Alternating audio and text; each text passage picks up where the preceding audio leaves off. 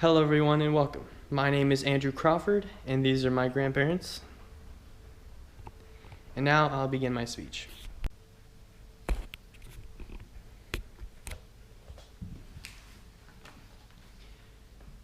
Today, I'll be informing you on the topic of how smartphones can ruin relationships.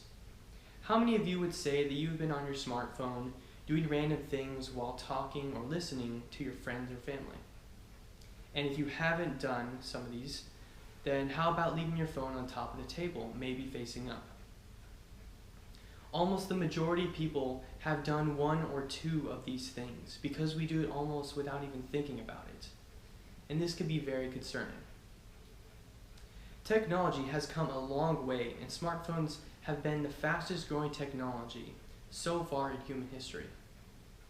The ease of getting a smartphone has made it possible for almost everyone to have at least one. And one issue that has grown is the large amount of younger users, which can cause early addiction and lack of connection between friends and family.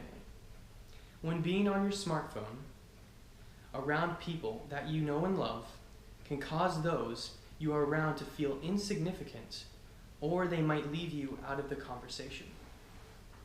Ultimately, you'll be missing the fundamentals of communication and connection that is so desperately needed in our society today. With all the main issues and topics slightly covered, we can now look into each one more clearly. Phones are constantly growing, and there are more and more users every single day. From the BankMyCell Global Smartphone Penetration Database, they have gathered statistics which support the information that 66% of people in the world have access to mobile devices.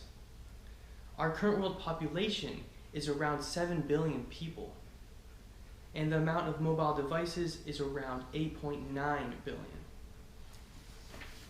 This is very concerning to think about, and almost everyone has a phone or multiple instead of just one. Recently, in the past few years, a large number of users have grown in the younger age group. From the Incorporate This Morning newsletter by Melanie Curtin, she states that the average amount of hours spent on a user's phone is around 5 hours a day. And this is constantly growing every single year. The average at which a child gets their first phone is around 10 years old, and they start their own social media pages at the age of 12. In this post, Bill Gates states that the age at which you should let your child have a smartphone is detrimental to how they will grow up. He said that the best age to allow your child to have a phone would be 14 or when they first come out of high school. I find the statement to be very insightful and should be used by everyone. Now that all the statistics have been covered, we can look at the issues of communication that phones can cause. We are a society that connects through eye and verbal contact.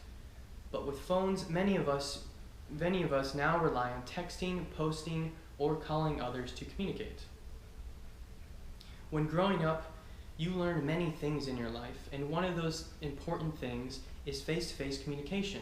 But because of phones, we avoid face-to-face and just text. This can be harmful when you get a job or having to talk to someone in person.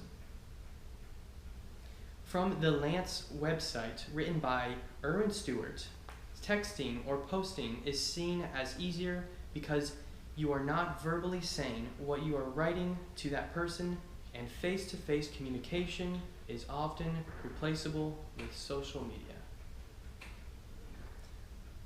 Though you may not see it, there are so many consequences with abusing your phone around those you know.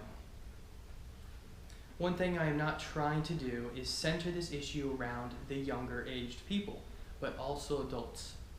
Yes, younger people do tend to abuse phones much more than adults, but some adults do the same things. When kids or teens are on their phones around friends or family, they're not learning the basics of human interaction. When adults do the same thing, they can be seen as not interested in those around them. The consequences of these actions may be rejection or the loss of a friendship. When you are with people, they want your full attention to hear what they have to say.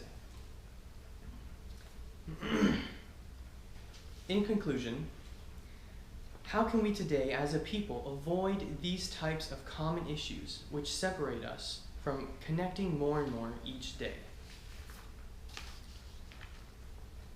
First of all, with the ease of getting phones today, I suggest parents to not give their kids a phone until they are the age you deem them responsible to use it and not abuse it. Secondly, a few things you can do when going out with friends or family is to leave behind your phone or put it in your pocket on silent so that you can put all your focus into those around you. There will always be time later when you can spend on your phone. And lastly, don't be rejected by others or left out, but be involved and grow. Thank you for your time. I hope you enjoyed.